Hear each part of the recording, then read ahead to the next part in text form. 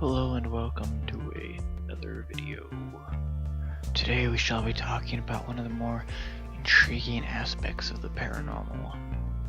In this case, the appearances of the so-called Grinning Man phenomenon. You can break down what a Grinning Man's appearance is like fairly simply enough.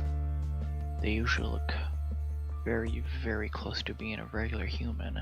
However, their faces are distorted in a rather very exaggeratedly large grin. Occasionally there might be something up with the eyes and some of the artwork you might find of them, but so far no witness reports really have said anything specific about the eyes of the Grinning Man. The most notable example of the Grinning Man, or in this case Indrid Cold as he was referred to, was in 1960s America when a sewing machine salesman ended up encountering him on a lonely road. I would highly recommend anybody interested in the Indrid Cold case go and investigate it deeper themselves, as there is a great mountain of documentation upon it. However, I will try to summarize the events as well as I can here. The case of Indrid Cold began on November 2nd, 1966. The story ends up opening on Woodrow Derenberger, who drove a truck and sold sewing machines. Quite the high life, I know. Now, Derenberg was driving right outside of Parkersburg, West Virginia, I believe it was, when he sees a bright flash of light in the distance speeding up to his car. As it got closer to this vehicle, it was clearly not a car. It was shaped, and I'm quoting right here, like an old-fashioned kerosene lamp with a central bulge and flared edges. Derenberg came to an abrupt stop, as did the vehicle, and what exited the vehicle was Indrid Cold, who looked much like, well, any other man.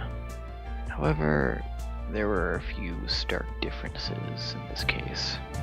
However, before I go to the differences, I think I shall stick with the central theme of the grinning men in some cases, being very similar to regular people. Indrid Cold is described as having a deep tan, hair that was dark and swept back.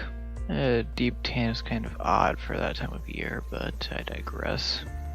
Besides that, Indrid Cold also wore a dark overcoat with a metallic-looking uniform that was green and glistened in the limited light.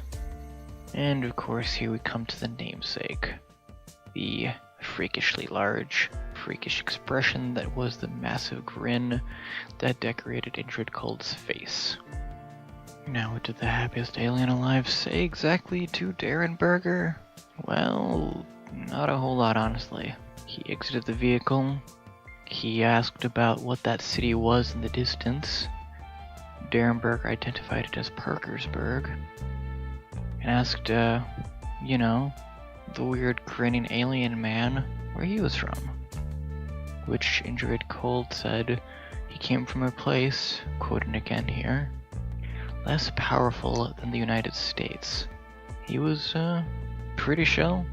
He told Woodrow that, hey, he was made out of flesh and blood just like Woodrow, and he wasn't special or anything, besides being an alien with clearly advanced technology.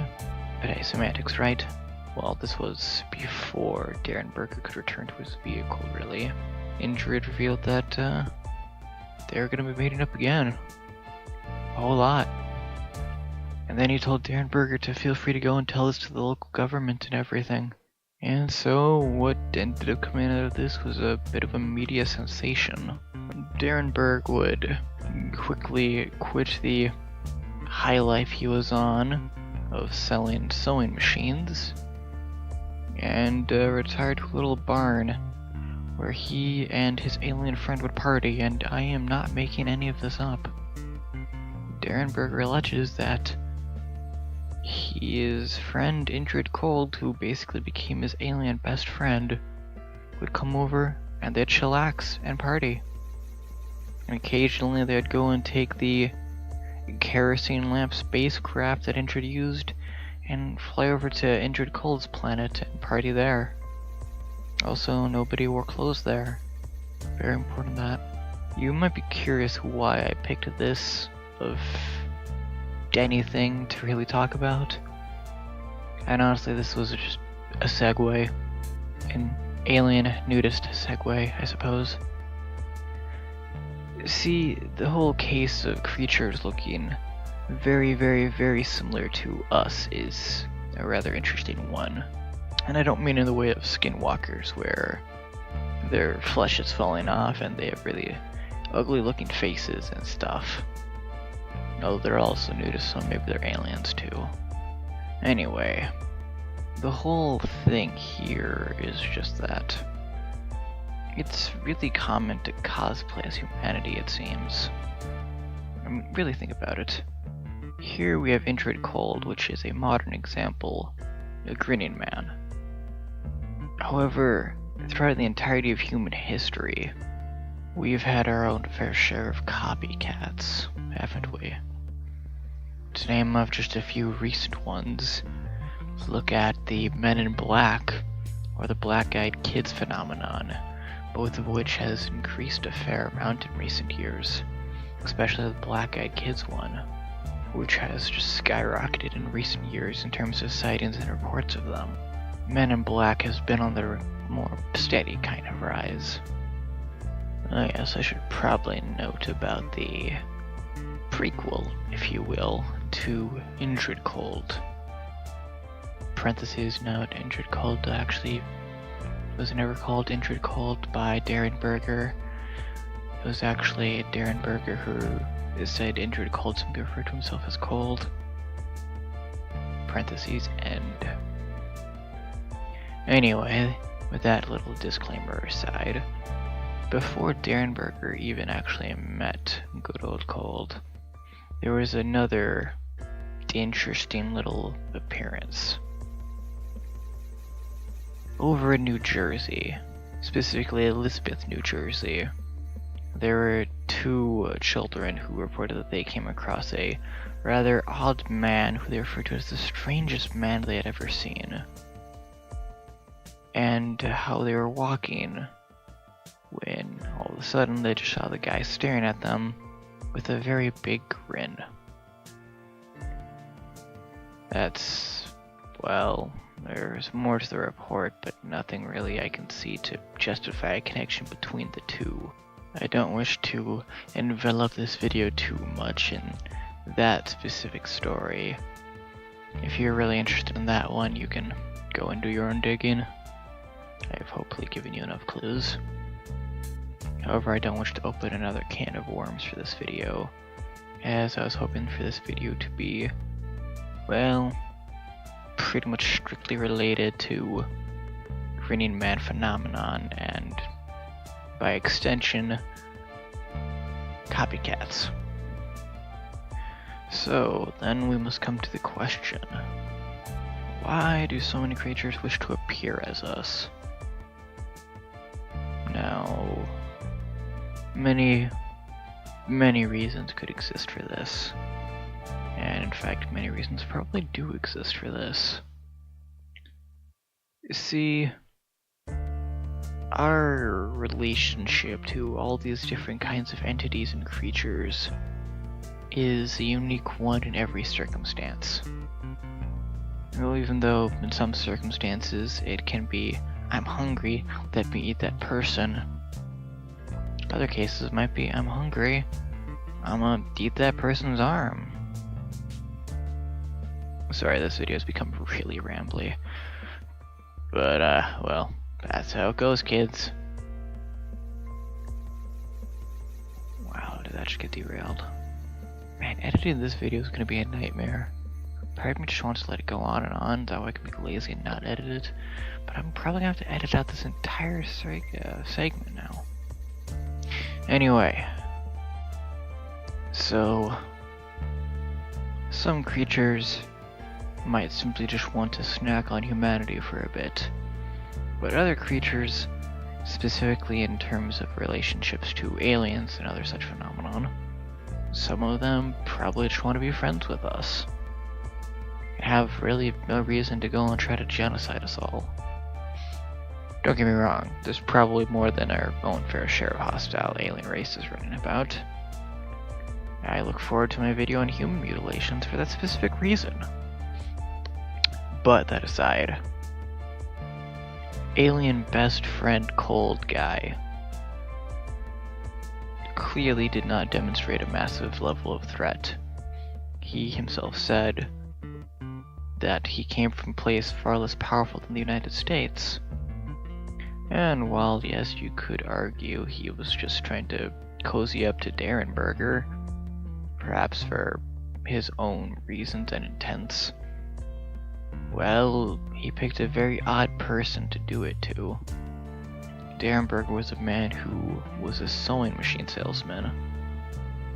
He was not rich, he was not influential, he had seen a fair few different places probably, but I see little reason why he would be a specific target for an alien race to cuddle up to. And from the sounds of it, if they're just partying, that's, well, not too antagonistic unless the volume is up real loud on their music. So, yeah. Indrid Cold is an interesting case. I mean, it seems like half the aliens out there want to either murder us or eat us, or murder us and eat us, or have sex with us. Yeah, humans are interesting creatures. Now then, how about on the other end? Because yes, I did have a point with all of this. The other end being here, creatures that don't just want to eat us, or party with us. In the terms of the black-eyed kids phenomenon, which has been related to both aliens and demons, and I can see reasoning for both. Now, it's always seemed kind of ridiculous to me to blame every kind of supernatural phenomenon on demons. I can see where they're coming from. Anyway, my point here is that the smiles and the warped versions of smiles holds within itself, well, a few different meanings for a few different kinds of cases. Now, in the case of Indrid Cold, he was a very friendly alien, and the best kind of alien broski. So, his was probably formed out of a lack of information. He wanted to approach Derenberg with the intent of friendship and camaraderie, so he tried to go for what he believed humans liked, smiling and stuff, right? Except, as he said previously, he came from a place far less powerful than the United States, so he likely had far less information to go off of in regards to how he interacted with humanity, which was demonstrated by the freakishly large grin. Now, in other cases where there's more a malevolent kind of grin, those are coming from more earthbound entities like demons and whatnot, as their entire intent is to freak out the party that they're going after and that they have targeted. Alternatively, with some of these entities, these smiles could be originating because the person themselves could have been at one point an actual regular human, and that person knew back then smiling meant you were happy, that good stuff was going on, right? But the thing is, they have ended up regressing so much to the point of becoming a far more primitive kind of spirit. And so now when they're about to go and shank somebody in the woods, they're gonna smile because, well, that's what you do when you're happy. Even though now the situations have completely changed, they're still equating that basic emotional response with the stimuli from their environment. Okay, so some of you are probably thinking to yourselves right now, why is smiling so important to us, and how does it actually properly relate to the paranormal, besides the examples already stated to me by this brilliant young man? See, the thing is, smiling can mean so much in the paranormal field, because smiling denotes something very critical, a sign of intelligence. In the case of alien races, it means that they've actually researched us and have gathered up a bit of information about us. In the case of a paranormal creature, it means that they have enough intelligence to react to the environment around them in a way that does make sense, denoting its own kind of intelligence there, and in anything else that basically identifies its own kind of intelligence. See, this whole thing with being able to identify their intelligence, if they have any at all, gives us an absolute treasure trove of potential information and legitimately hard evidence. Now back onto the topic of the Grinning Man. That itself also tells us a fair bit of information, more so about ourselves than about whatever we are potentially investigating. Because if it has taken on a human form, it is trying to potentially relate with humanity. Now, a few decades ago, there was a absolute plethora of UFO abductions and other kind of alien-related phenomenon. And the aliens that appeared then were described as, I forget the exact word that was used to describe them, but they had usually had blonde hair. They were large, tough, very, very, very humanoid, very human-like, and almost looked like they were just people who came from an older Germany. Now, I've seen those kinds of sightings really dry up in recent years.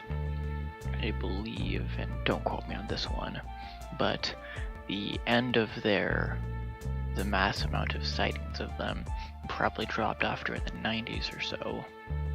Once again though, don't quote me on that. It's very interesting though. They were basically copy-pasted humans, even if they were slightly prettier than your average human. Now here's the question of the day. Were those fellows just an advanced human civilization that took off to space and evolved? I mean, advanced civilizations are basically their own mini kind of conspiracy theory genre these days. But there's some very unique evidence you can dig up along the way of investigating it. And to conclude this ramble before I realize I probably forgot something in it, and go back to try to meticulously edit it, smiling and the paranormal are two things that, when they meet up, should be noticed immediately, and heavily have notes taken down on. If you look up in nature examples of creatures smiling, you'll find in, well, a whole lot of arguments, of course, because it's the internet, but you'll also find that apes, chimpanzees, and other such forms of primates can smile as an expression of emotion.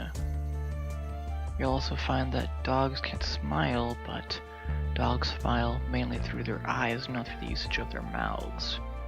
When a dog is smiling through the usage of their mouth, that's actually simply their jaw relaxing.